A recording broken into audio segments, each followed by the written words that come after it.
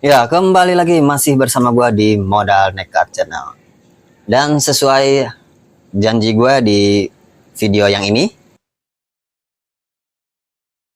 di akhir video gua janji kayak gini nih. Dan di next kesempatan gua akan sharing ke teman-teman gimana caranya gua ngasih makan anakan ikan mas koki gua ini dengan cacing sutra dengan cara nah, di kesempatan video kali ini akan gua tepatin janji gua. Gua akan sharing di sini bagaimana cara gua ngasih makan anakan ikan mas koki gue ini dengan cacing sutra, dan caranya gue menyimpan cacing sutra itu sendiri supaya bisa awet dan tahan lama. Oke, tanpa berlama-lama lagi, silahkan disimak. Ini dia videonya.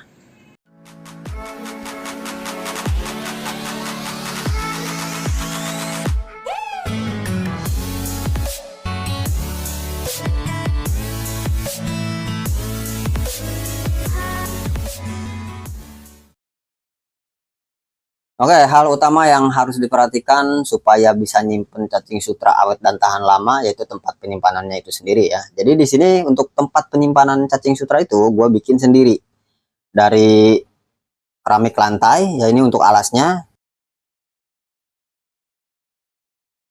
Terus beberapa potongan kaca ya disesuaikan dengan panjang dan lebar keramiknya.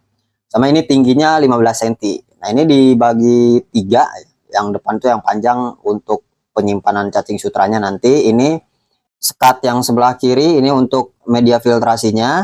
Ya, jadi air ini nanti ngalir dari atas. Nah, untuk yang sebelah kanan ini untuk penyimpanan pompa mesin powerhead ya. Jadi gue di sini pakai mesin powerhead ukuran 1.200 liter per jam.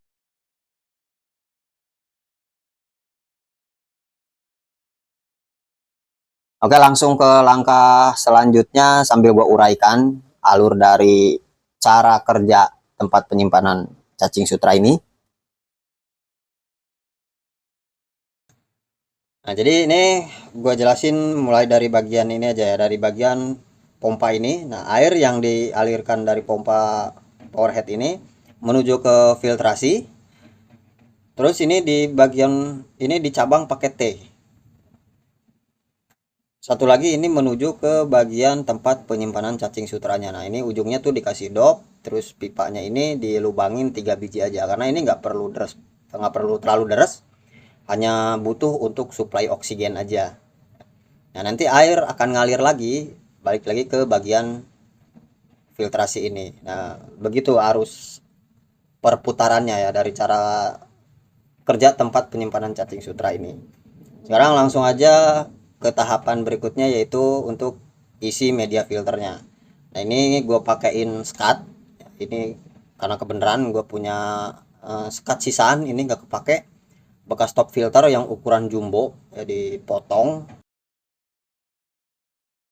Nah, pertama-tama ini untuk bagian bawahnya ini gue isi dulu dengan pecahan genteng sebelum sekatnya. Jadi pecahan genteng di sini fungsinya untuk ngeganjel aja sih, atau ngirit media filter di sini, filter mekanis maksudnya. Dan kalau cacing sutra itu sebenarnya sih nggak perlu filter biologis gitu. Jadi pecahan genteng ini juga bukan untuk filter biologis, karena nanti kalau diisi dengan cacing sutra yang baru lagi untuk media filter ini semuanya dicuci juga itu termasuk pecahan genteng. Nah, di sini sih gue fungsinya untuk ngirit aja media filter ya, nggak supaya nggak pakai media filter mekanis semua. Nah, untuk mekanisnya sendiri ini di atasnya gue pakai busa putih, green course, dan biofoam.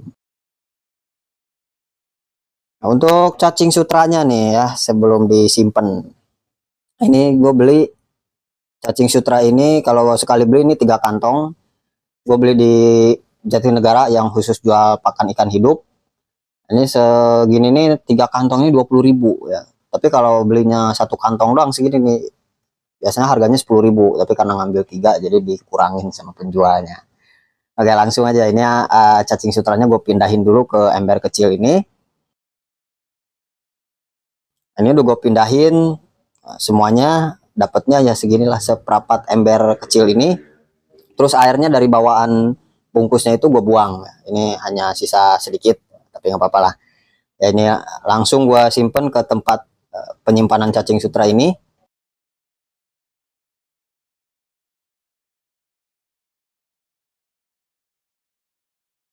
Lalu di sini gue kasih air baru.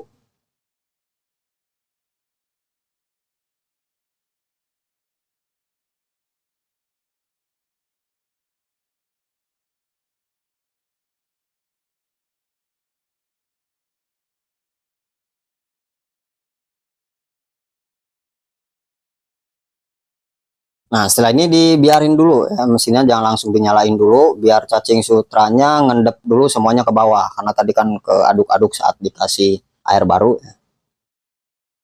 Nah, ini setelah kira-kira 15 menit baru mesin power headnya dinyalain.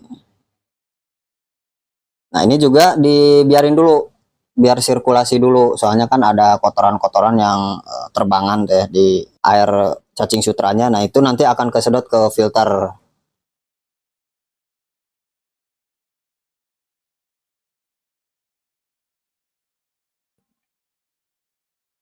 Nah, dan ini setelah kira-kira didiemin sirkulasi ini ada setengah jam lah ya, setengah jam udah bikin airnya sekarang jadi lebih bening, bisa kelihatan ya, untuk cacing sutranya kelihatan lebih seger, air juga bersih. Nah, dengan kayak gini masa hidup cacing sutra saat kita simpen itu pasti akan lebih awet gitu, karena air selalu bersih, terus juga dapat suplai oksigen juga dari pompa itu yang menuju ke tempat penyimpanannya. Dan yang pastinya karena penyaringan ini ya, penyaringannya di filternya itu yang bikin air akan selalu terjaga kebersihannya.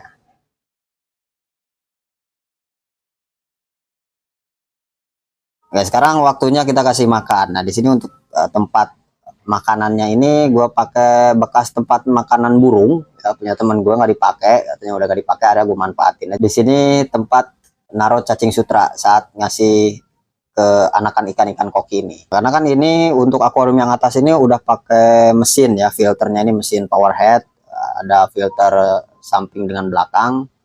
Kalau misalkan cacingnya nggak ditempatin begini, nanti belepetan dia kalau udah makan gitu, saat makan gitu kan dia berebutan. Nanti cacing-cacingnya itu sebagian bisa ada potensi kesedot ke filter. Jadi yang ini juga nih sebelahnya sama kayak gitu, gue pakein juga ya, karena ini kan akuarium yang sebelahnya juga nyambung ke bagian yang sebelah kanan untuk sirkulasinya. Nah, kalau yang bawah ini, yang bawah karena belum pakai mesin power head ya, di situ filternya masih pakai biomedia ya, dari aerator, jadi nggak gue pakein wadah untuk tempat makan cacing sutranya, gue langsung tebar di bawahnya aja.